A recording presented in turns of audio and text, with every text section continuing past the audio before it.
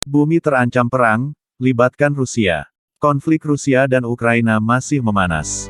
Dialog yang digelar di Jenewa, Swiss untuk menyelesaikan krisis Kyiv bersama dengan Amerika Serikat (AS) tidak membuahkan hasil. Rusia mengatakan dialog yang dilakukan awal pekan ini menemui jalan buntu saat membujuk AS untuk melarang Ukraina bergabung dengan Pakta Pertahanan Atlantik Utara (NATO). Moskow juga mengulangi tuntutan untuk memutar kembali ekspansi aliansi selama beberapa dekade di Eropa, dan menurut Washington ini tidak dapat diterima. Pada tahap ini benar-benar mengecewakan, kata Duta Besar Rusia Alexander Lukasevich kepada wartawan setelah pertemuan Organisasi untuk Keamanan dan Kerjasama di Eropa (OSCE), dikutip dari Reuters Jumat tanggal 14 Januari tahun 2022. Dia memperingatkan kemungkinan konsekuensi bencana jika kedua belah pihak tidak dapat menyetujui garis merah keamanan ala Rusia.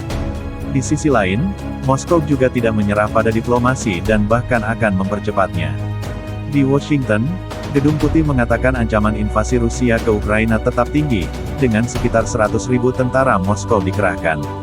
AS sendiri akan mengumumkan tindakannya dalam 24 jam jika Rusia melakukan rencananya itu.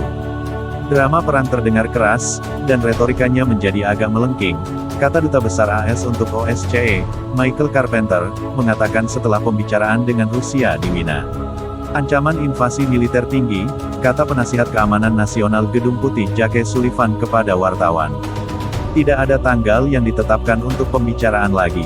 Kami harus berkonsultasi dengan sekutu dan mitra terlebih dahulu. Polandia juga mengatakan hal yang sama.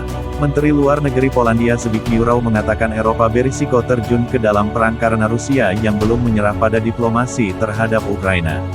Tampaknya risiko perang di wilayah OSCE sekarang lebih besar daripada sebelumnya dalam 30 tahun terakhir, kata Rau kepada Forum Keamanan 57 negara.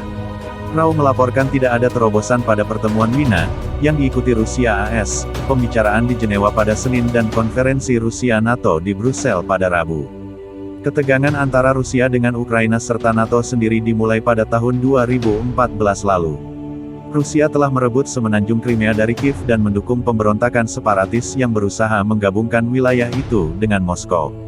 Ini membuat beberapa negara NATO berang. AS dan Eropa ramai-ramai memberondong sanksi ekonomi terhadap Rusia akibat pencaplokan ini. Bahkan negara NATO sempat mengirimkan kapal perangnya ke wilayah yang berada di bibir Laut Hitam itu.